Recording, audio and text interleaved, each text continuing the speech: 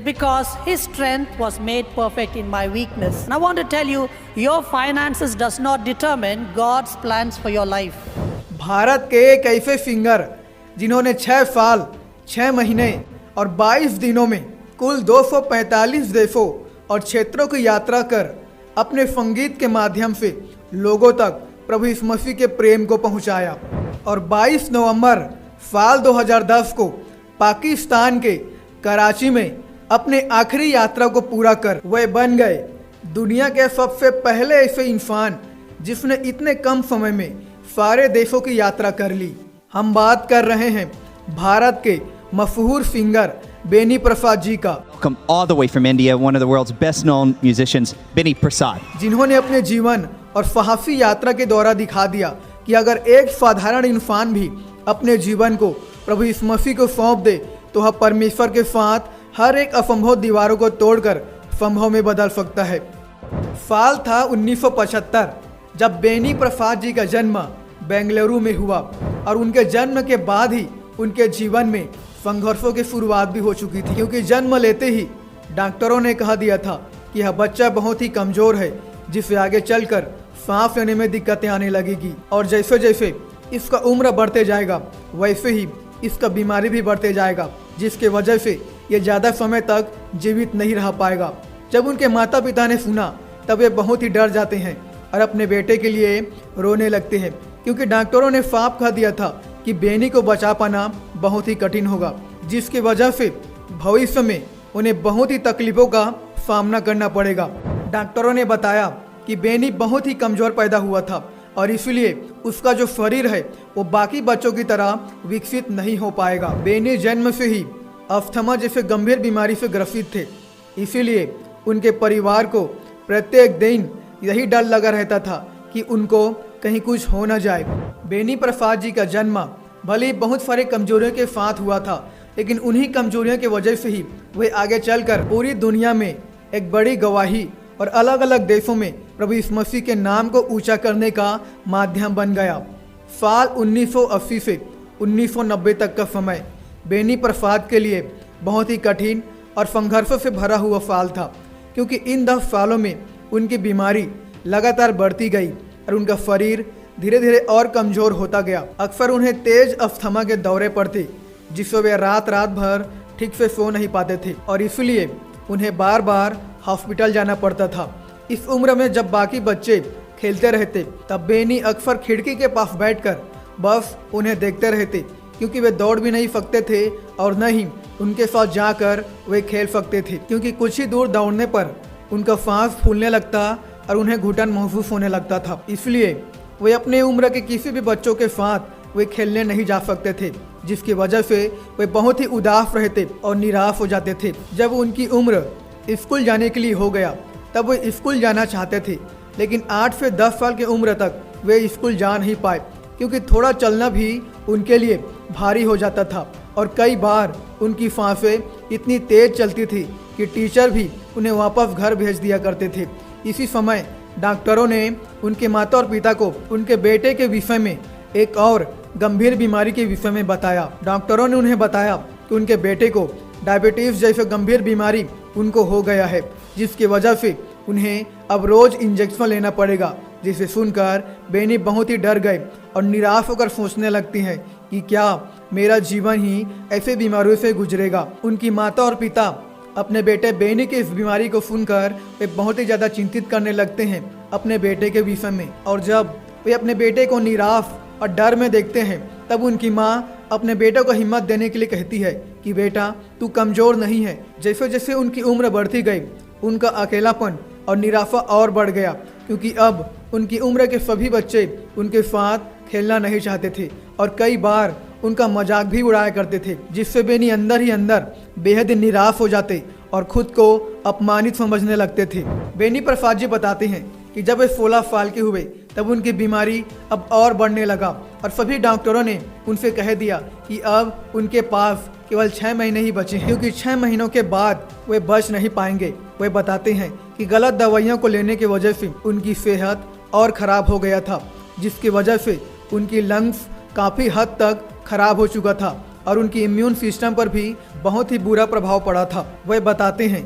कि उनके पिताजी एक साइंटिस्ट थे, इसलिए उनके पिताजी चाहते थे कि बेनी भी एक साइंटिस्ट बने, लेकिन उनके शारीरिक कमजोरियों और बीमारियों ने उन्हें उनके समाज और परिवार की नज़रों में अपमानित और श्रापित बना दिया। जब बेनी प्रसाद जी 10वीं कक्षा में अध्ययन कर रहे थे, तब उनके शारीरिक बीमारी और कमजोरियों की वजह से उनके टीचर ने उन्हें इस बात को बोलकर निकाल दिया कि तुम कोई काम का नहीं और न ही तुम्हारा कुछ हो सकता है। जब सब ने उन्हें ठुकरा दिया, अपमानित किया, यहाँ तक कि उनके खुद के परिवार ने उन्हें अपमान का कारण और परिवार के लिए श्राप माना, जिससे बेनी प्रसाद जी निराश होकर खुद को खत्म करने की सोच रहे थे। एक दिन जब वो इतने दुखी और निराश हो गए कि उन्होंने तय कर लिया कि अब अपने आप को ही खत्म करना उन्होंने ठान लिया था, क्योंकि उन्हें लगा कि मौत ही उनका दर्द खत्म कर सकती है। वह रोते हुए उस जगह की ओर आगे बढ़ जाते हैं जहां वे खुद को नुकसान पहुंचाना चाहते थे। लेकिन तभी ठीक उसी समय जब वह अपने आप को खत्म करने के लिए आगे बढ़ रहे थे, उन्होंने प्रभु यीशु मसीह के आवाज़ को सुना, जिसमें प्रभु ने उनसे कहा, बेनी, भले ही तुम बेकार कहे जाते हो, लेकिन अभी भी मुझे तुम्हारी ज़रूरत है। तब उन्होंने प्रभु यीशु से कहा, यीशु, तुम्हें मेरी ज़रूरत क्यों है जब पूरी दुनिया मुझे बेकार समझती है। तब प्रभु यीशु ने उनसे कहा, बेनी, मैं तुम्हें पूरी तरह बदल कर एक नया इंसान बना दूंगा। तब बेनी ने दोबारा प्रभु से कहा कि प्रभु, मेरे पास बस यही टूटा हुआ और नकारा हुआ जीवन है, जिसमें अब सिर्फ 6 महीने ही बचे हैं। तब प्रभु ने उनसे कहा, ये काफ़ी है मेरे लिए तुम्हारे जीवन को पूरी तरह बदल कर अपने कार्य को तुम्हारे द्वारा प्रकट करने के लिए। उसी दर्शन के बाद बेनी प्रसाद जी का जीवन अब पूरी तरह से बदल चुका था, क्योंकि उसी दिन उन्होंने प्रभु यीशु मसीह को अपने उद्धारकर्ता के रूप में ग्रहण कर लिया और अपने पूरे जीवन को प्रभु यीशु मसीह के लिए समर्पित भी कर दिया। बेनी प्रसाद जी अपने कमजोरियों और अपमान के वजह से ही वो अपने आप को खत्म करना चाहते थे, लेकिन आगे चलकर उनकी उन्हीं कमजोरियों के माध्यम से ही प्रभु यीशु मसीह ने उन्हें लाखों लोगों के मध्य में एक बड़ी गवाही और अपने प्रेम को प्रकट करने का उनको माध्यम बना दिया। आज भी बहुत सारे ऐसे लोग हैं जो अपने कमजोरियों और अपनी असफलताओं के वजह से वे निराश हो जाते हैं, अपने जीवन से हार जाते हैं, और जब उन्हें कुछ भी समझ में नहीं आता तब वे खुद को ही खत्म करने की सोचते हैं। आज मैं उन हर एक भाई और बहनों से इस गवाही के माध्यम से कहना चाहता हूँ कि अपने कमजोरियों और खालीपन के साथ आप प्रभु यीशु मसीह के करीब में आइए, क्योंकि उसके पास आपके लिए एक सुंदर योजना है। वो आपके विषय में कहता है कि जो कल्पनाएं मैं तुम्हारे विषय करता हूँ उन्हें मैं जानता हूँ, वह हानि की नहीं वरन कुशल ही की है, और अंत में तुम्हारी आशा पूरी करूँगा। आगे अपने गवाही में बेनी प्रसाद जी बताते हैं कि जब उन्होंने प्रभु यीशु मसीह को अपनाया तब वे अपनी प्रार्थनाओं में प्रभु से पूछते थे कि प्रभु, आप मेरे जीवन से क्या चाहते हैं। तब प्रभु ने उनके हृदय में संगीत के प्रति प्रेम और चाहत को डाल दिया, इसीलिए अब वे धीरे धीरे उनके हृदय में संगीत के लिए एक नई चाहत पैदा हो गई। इसीलिए उन्होंने साल 1994 में छोटे छोटे संगीत वाद्य यंत्रों को समझना शुरू कर दिया। कभी घर में बैठकर अभ्यास करते तो कभी चर्च में शांत होकर बैठ जाते और गीत गाने और गिटार बजाने वाले लोगों को वो बैठकर देखा करते थे और उन्हें देखकर ही वे सीखने लगते थे। उनकी उंगलियां धीरे धीरे तेज और मजबूत होने लगती और हर दिन संगीत उनके दुख को कम करके उनके अंदर में नई उम्मीदों को लाता था। अब बेनी प्रसाद जी को यह मालूम हो चुका था कि परमेश्वर संगीतों के माध्यम से उन्हें अलग अलग स्थानों पर इस्तेमाल करने वाला है, और इसीलिए बेनी प्रसाद जी ने अपने संगीत को और अच्छा से सीखने के लिए वह world of music and arts नाम की जगह पर गए, जहां से उन्होंने पहली बार सही तरीके से संगीत की ट्रेनिंग मिली। शुरुआत में उन्हें बहुत ही डर लगता था, क्योंकि वहाँ पर दुनिया के अलग अलग हिस्सों से लोग आते थे जो बहुत ही अच्छे विद्यार्थी थे, जिन्हें संगीत के बारे में बहुत कुछ पता था। लेकिन फिर भी बेनी ने परमेश्वर के आवाज़ और उसके बुलावे पर भरोसा रखा, जिससे वह प्रत्येक दिन घंटों तक अभ्यास करता रहा और संगीत के नए वाद्य यंत्रों को समझता रहा, और यह जाना कि संगीत सिर्फ आवाज़ नहीं बल्कि परमेश्वर के आवाज़ को लोगों तक पहुंचाने के लिए एक माध्यम भी है। अब धीरे धीरे वह संगीत को सीखता और समझता गया, इसलिए अब उसे मंच पर बजाने का भी अवसर मिला, जिसमें बहुत से लोगों ने जब उनके द्वारा संगीत को सुना तब उनके संगीत को सुन लोगों को शांति और आत्मिक बल का अनुभव होने लगा। लोग उनके द्वारा संगीत को सुनकर परमेश्वर की उपस्थिति को अनुभव करने लगे। साल 2000 तक उन्होंने अपने संगीत के अध्ययन को पूरा कर लिया था और अब उनके हृदय में एक स्पष्ट दर्शन था कि प्रभु यीशु मसीह के नाम को लोगों तक पहुंचाना है संगीत के माध्यम से। इसीलिए अब वे एक म्यूजिक मिशनरी के रूप में तैयार थे, अलग अलग स्थानों में जाकर लोगों तक संगीत के माध्यम से प्रभु यीशु मसीह के प्रेम को पहुंचाने के लिए। इसी साल के अंत में बेनी ने सोचा कि दुनिया में इतने वाद्य यंत्र हैं, लेकिन फिर भी वह एक ऐसा वाद्य यंत्र बनाना चाहते थे जिसमें सारी वाद्य यंत्र की धुन एक ही में हो। इसलिए वह कई दिनों तक अपने कमरे में बैठकर लकड़ी, तार और अलग अलग धातुओं को जोड़कर एक ऐसा अनोखा वाद्य यंत्र तैयार कर दिया जिसे बाद में लोग बेंटार के नाम से जानने लगे। साल 2003 के आते आते बेनी का यह नया वाद्य यंत्र दुनिया भर में उसकी पहचान बन गया और उसके इस डिजाइन को जो उसने एक वाद्य यंत्र में दिया था, यह अब दुनिया का पहला ऐसा वाद्य यंत्र बन गया जिसमें बोंगो और गिटार दोनों को एक साथ जोड़ा गया। इसलिए इसे आज दुनिया का सबसे पहला बोंगो गिटार कहा जाता है। इस मेंटार की मदद से वे अलग अलग तरह के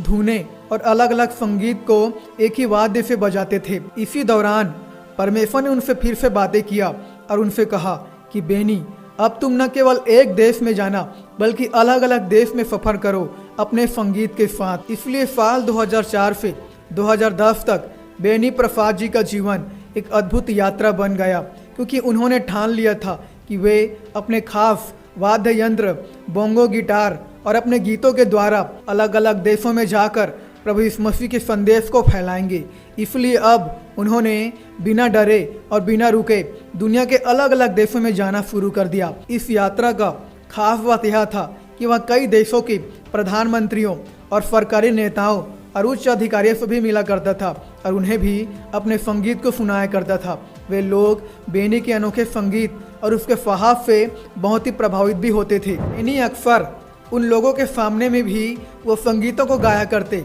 और उन्हें बड़े ही सरल शब्दों में उनसे कहते थे कि किस तरह से परमेश्वर ने उनके टूटे हुए जीवन को बचाया और उन्हें अलग अलग स्थानों में भेजा जिसके बारे में उन्होंने कभी भी कल्पना भी नहीं किया था। साल 2009 तक उन्होंने दुनिया के लगभग हर एक हिस्सों में जाकर संगीत के माध्यम से लोगों को परमेश्वर के प्रेम को और उस पर गवाही के बारे में बताना उन्होंने जारी रखा। अफ्रीका के गर्म रेगिस्तान से लेकर यूरोप की ठंडी पहाड़ियों तक, एशिया की भीड़ भाड़ वाली सड़कों से लेकर छोटे छोटे द्वीपों तक, जहां कहीं भी प्रभु उन्हें भेजते वहां जाकर वे प्रभु यीशु मसीह के प्रेम को अपने संगीत के द्वारा लोगों के मध्य में जाहिर करते थे। बेनी प्रसाद जी बताती हैं कि वे 22 नवंबर 2010 में अपनी अंतिम यात्रा को पूरा किया, जो कि पाकिस्तान के कराची में था। यह साल बेनी प्रसाद जी के जीवन में एक ऐसा अद्भुत साल था जिसे वे कभी भी नहीं भूल सकते थे, क्योंकि इसी साल उन्हें गिनीज वर्ल्ड रिकॉर्ड से